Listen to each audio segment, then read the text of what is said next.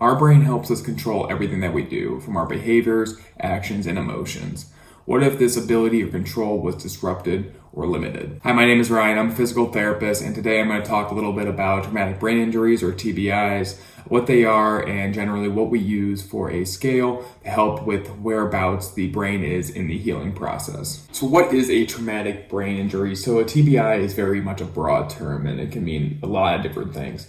It can be damage that is focal or confined to one area of the brain, or it can be diffuse where there is more than one area of the brain that is involved. The severity of a brain injury can even range from a mild concussion or to something as severe as leading up to a coma or even death. There are really two broad types of TBIs. This includes a penetrating or non-penetrating. Penetrating TBI means that there's an object that pierces the skull.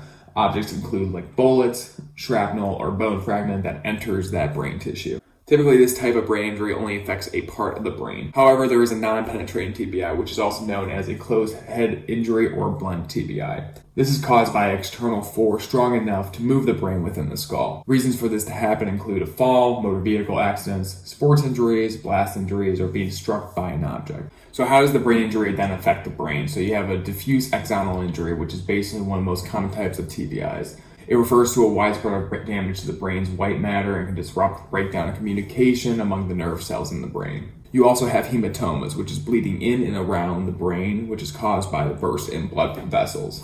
And hematomas are typically classified by whereabouts that blood is collected. So how do we determine how well the brain is healing or whereabouts it is in that healing process? Typically we use the Ranchos Los Amigos Scale, which is a 10-level scale that helps us determine whereabouts that brain is in the healing process after sustaining a traumatic brain injury. This is a general guide. It is not black and white. Not every patient that suffers from a traumatic brain injury will perfectly describe one part of this scale. However, it is a scale based on general cognitive function, as well as takes into account the patient's state of consciousness, as well as their amount of assistance needed to complete tasks. So here I'm just going to go over each level of the scale and give you just some general descriptors on how to differentiate between one level from the next. So we have stage 1, which is a coma unresponsive stage. This is typically where the patient requires total or max assistance. This is characterized by no eye movement, no opening of the eyes, no purposeful movement at all, as well as no form of communication. So this is considered the deepest state of unconsciousness, and this is when the patient would be unresponsive to any sort of external stimuli. So the second stage is considered the vegetative stage, or generalized response. This still requires total assistance, and the primary difference between the coma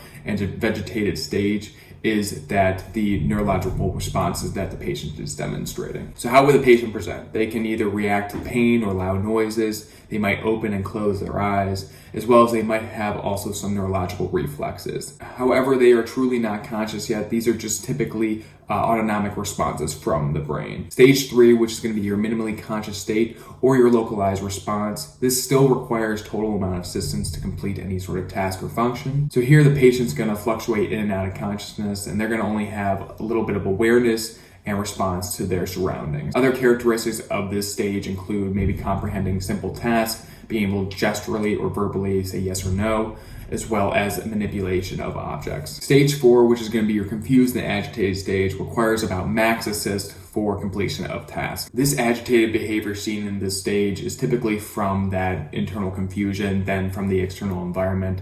Because they are coming out of a state of unconsciousness, typically they lose their inhibition. So typically with this stage, you see two types of amnesia. You see retrograde amnesia, which is the difficulty in remembering previous events, as well as anterograde amnesia, which is difficulty forming new memories. So a patient is typically confused on whereabouts they are and how this happens. Stage 5 is that confused and inappropriate stage. However, they are not agitated at this moment, still requiring max assistance for completion of activity. Here you see a lot more consistency with being able to follow more simple commands. However, with more complex commands, you see more non-purposeful or even random responses. Behavior and verbalization is typically inappropriate, and the patient typically appears confused as well as often confabulates. In this stage, patients also have difficulty with initiating tasks on their own. It needs to be either modeled or even demonstrated to them at first before they can complete. Level 6 is the confused but appropriate stage. This requires about moderate assistance for completion of tasks. Characteristics of this stage includes that the patient is able able to follow more simple tasks more consistently.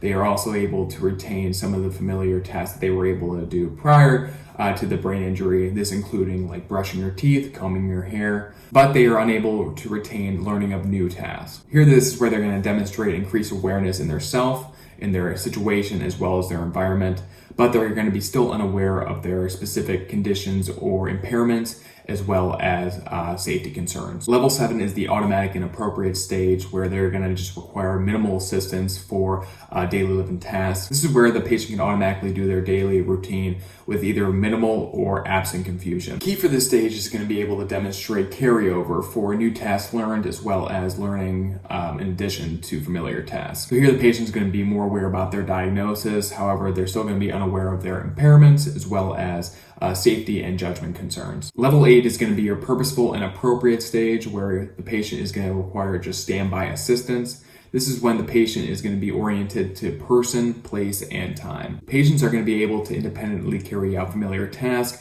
They are also going to be able to start to show awareness to their specific impairments. However, that still requires standby assistance for those specific tasks. Patients are going to be able to demonstrate improvements in their memory, as well as be able to consolidate past and future events. Level 9 is also considered your purposeful and appropriate stage. However, this is when the standby assistance is on request. The difference between level 8 and 9 is the ability for the patient to shift between and complete different tasks more independently, as well as being more aware and acknowledging specific impairments for certain tasks and finding compensatory strategies in order to complete the tasks. However, the biggest difference between this stage and the next stage is the inability to anticipate obstacles that may arise secondary to impairments. Finally, we have level 10, once again, a purposeful and appropriate stage, but this is where the patient is modified independent. This is where the patient's able to multitask in many different environments with certain tools or any sort of assistive devices. The patient's able to create new methods for memory retention. As well, they are also able to independently anticipate certain obstacles that may come from their impairments. Overall, this is just a general overview of the Ranchos Los Amigos scale in order to help with determining whereabouts that brain is after a traumatic brain injury in the healing process. This ultimately helps us guide treatment decisions, make rehabilitation goals, as well as communicate to family members about the progress that the patient is making. I hope you found this video very informative, and thank you so much for watching. Please let me know if you have any questions or concerns down in the comment section.